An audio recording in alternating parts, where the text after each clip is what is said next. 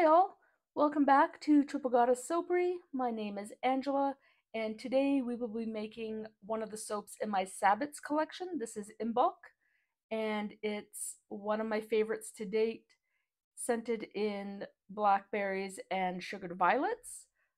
So we are going to get right into making the soap here on the screen while we talk a little bit about Imbolc. Imbolc is a Celtic festival. It marks the halfway point between winter solstice and the spring equinox. It's typically celebrated around February 1st or 2nd, depending on the specific tradition and cultural interpretation.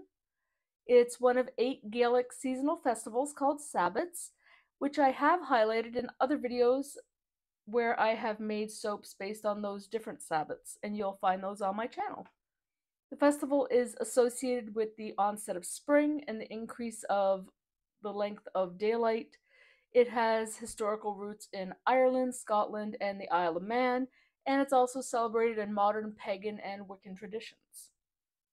Imbolc is often dedicated to the Celtic goddess Brigid, who is associated with poetry, healing, and smithcraft. The festival is a time for purification, renewal, and the anticipation of the coming spring. Traditional activities during Imbolc may include lighting candles, making offerings to Bridget, and symbolically cleansing oneself and one's home. Now, one of the other things that Imbolc is associated with is birth, because during this time is when the ewes would start birthing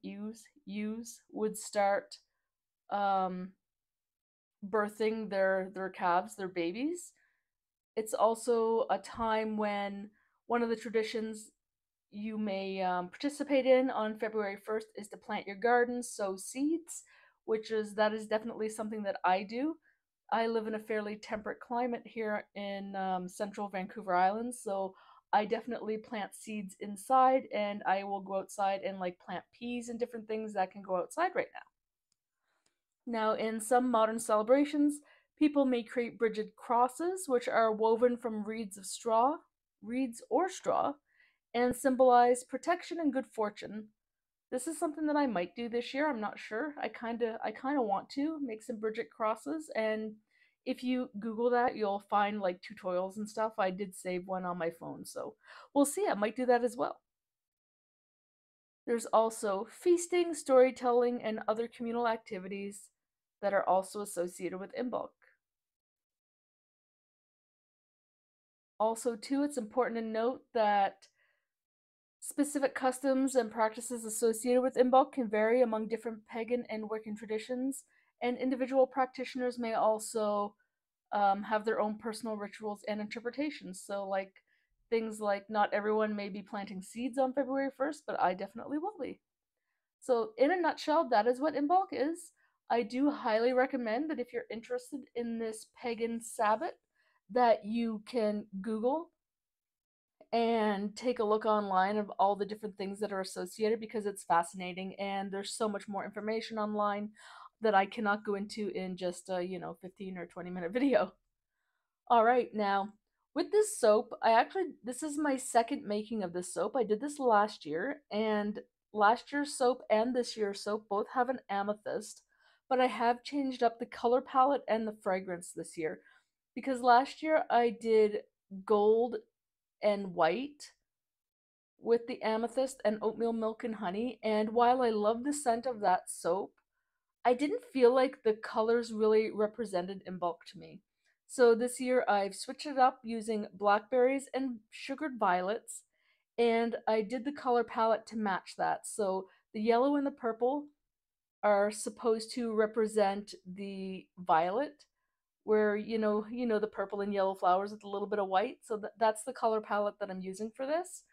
And I find the fragrance smells super fresh and sweet, and I don't know, it smells like spring to me. So those were my choices. That's why I went with the color palette change this year as well as the fragrance change. Now I will be using oatmeal milk and honey later on in a different soap to come later in the spring or early summer, but you'll have to stay tuned for that. Also too, just to say thank you if you've made it this far, and if you are enjoying the content, please consider hitting the like and subscribe button. It really helps out content creators like me and lets us know that you like our videos. If you have any requests for videos or anything that you'd like to see, please leave those comments below. If you have any questions about this particular soap or soap making in general, please leave those below as well. All right, so now that the soap is all mixed up, jumping back into the actual soap making process, all I've done is put my colorants with a little bit of the batch oil in separate containers, and I've poured the soap batter on top of that, and I'm mixing it up. Now, because I've never worked with this fragrance oil before, I am hand blending the colorants and the fragrance in, because you just never know. I will say that this fragrance behaved pretty well. I'm pretty happy with the way it behaved. Because I use titanium dioxide, of course, it does thicken up the batter a little bit for the white, but overall, it all works really well for the in the pot swirl. Like you probably noticed in the last two soaps, I'm very much enjoying the in the pot swirl with my pouring, and having the batter just on a little bit of the thicker side really does bring to life the swirls in an in the pot swirl. It just looks so much nicer. They don't get muddied and they're just beautiful. So I don't know, maybe in the pot swirl will become my signature pour and I'll just be doing all my soaps like that, at least for the foreseeable future.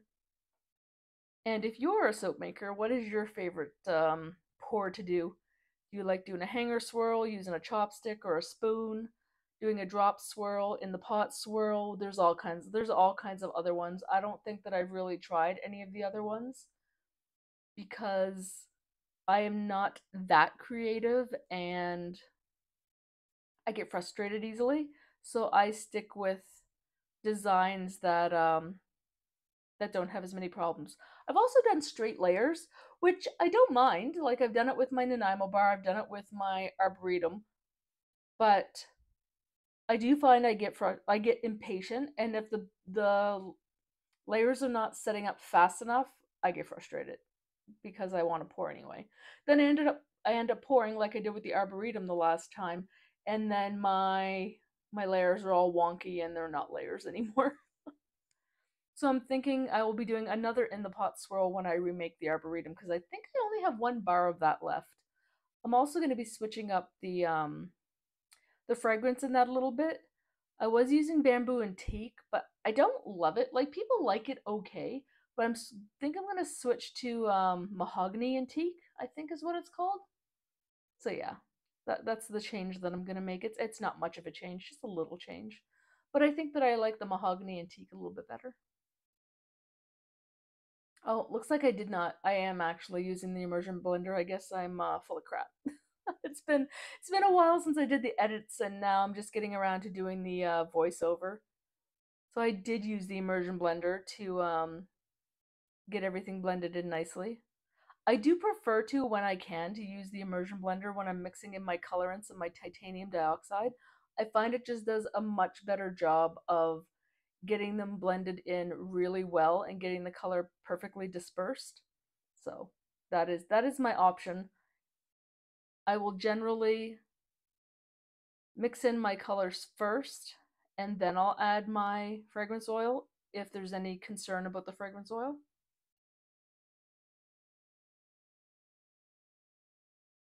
We're just gonna get that white stirred around. Like I said, titanium dioxide generally accelerates batter. So yeah, here we go. We're just gonna hand stir this in. And because it accelerates batter and because you really need to mechanically blend in titanium dioxide to have it disperse properly, you tend to have thicker soap batter, which, like I said, for these in the pot swirls works out perfectly every time, at least in my experience. Even with the soap I made a few weeks ago, the lavender, it accelerated quite a lot, but it came out so beautiful. Like I wasn't sure how it would look, but it was absolutely beautiful. So yeah, we're just gonna hand stir in the fragrance because you never know. Being a new fragrance and also having some floral in there definitely could accelerate quickly, and we don't want that. And you can see here my white is definitely thicker than the other two.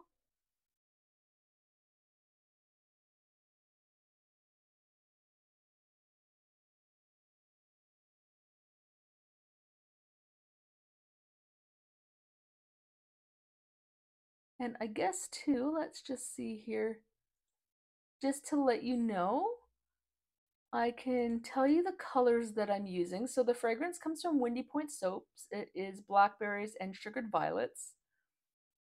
And the colorants that I use in the soap, I'm using Magic Violet as well as Dark Yellow Mica, and they both also come from Windy Point Soaps. Otherwise, I am using a water-soluble titanium dioxide, which blends beautifully with water. It just perfect every time. It's gorgeous to work with. And then I have my kaolin clay and my goat milk powder, which I use in all of my soaps. Also, too, if you are interested in my recipe, it is available over on Patreon, as well as some other recipes that I'm slowly starting to upload over there. I think I have my lip balm recipe, and I can't remember. I think I might have my lotion recipe up by now, but I'll check on that. I might not have that up there yet. All right, and so we're just doing the drop swirl into the pot. Now, I will say that I save batter for the top of this soap. In future, I don't think that I'll do that with this particular bar. And also, too, this fragrance oil discolors to a light tan. So next time, I will use more titanium dioxide because I found that the bars look kind of, I don't know, kind of dingy because the white isn't a bright white.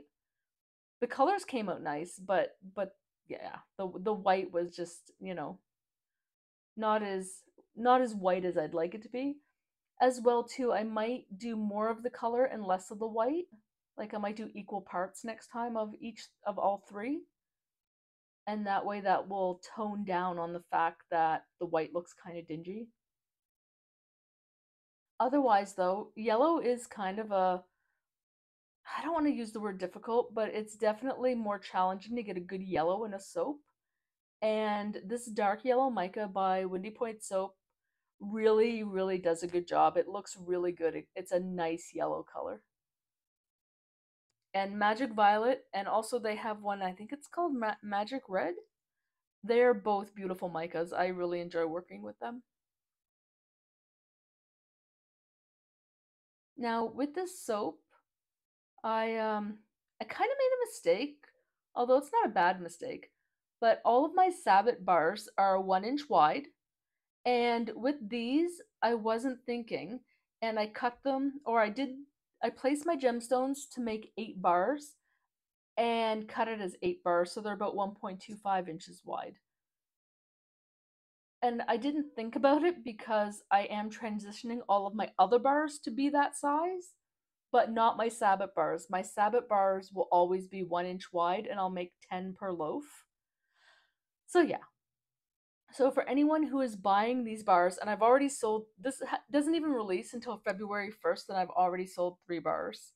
So for this bar, there's only going to be 5 bars available on February 1st, and they will be a little chunkier, which means you're going to get a little bit more soap for your money for the same price as the other sabot bars. So my loss is your gain. My dumb move. So yeah, I placed the colors on top, and like I said, I don't really like it because when you see the bars cut, like the colors are just a little more muted in the bar than they are on the top, and I think it looks weird. I don't know. You can let me know if you think it looks weird, but I think it looks weird. I'm also trying to come up with like a signature top. You know how Jerica Zimmerman has like her signature top? Trying to come up with something that I like. Now, I'm not really loving using the little spatula like this. I don't hate it, but I don't love it. So I might try doing something similar, like the same type of top, but with a spoon or a butter knife, even because a butter knife is a lot, thinner, sharper looking. We'll see. And all I'm doing is just cleaning off the edges a little bit around. And actually, because the soap thickens up a little bit, you'll see that the around the edge of the soaps when it's cut looks kind of funky because of the chopstick. But yeah, it is what it is. So all I'm doing here is I have my amethysts and I am just lining them up. Now these stones I did not buy from Stonebridge Imports. I bought these from China. However, going forward, I will be using stones that I have purchased from a Canadian importer called Stonebridge Imports, and those are the gemstones that I'll be using. And I just want to say that Stonebridge Imports, the prices that you see on the website are good, but they offer wholesale accounts, and the wholesale prices are phenomenal. The amount of gemstones that I bought is just, for like the price, is just amazing. I think my total order I bought 7 pounds of gemstones, and the total order was $175 with taxes and shipping. The shipping is super reasonable.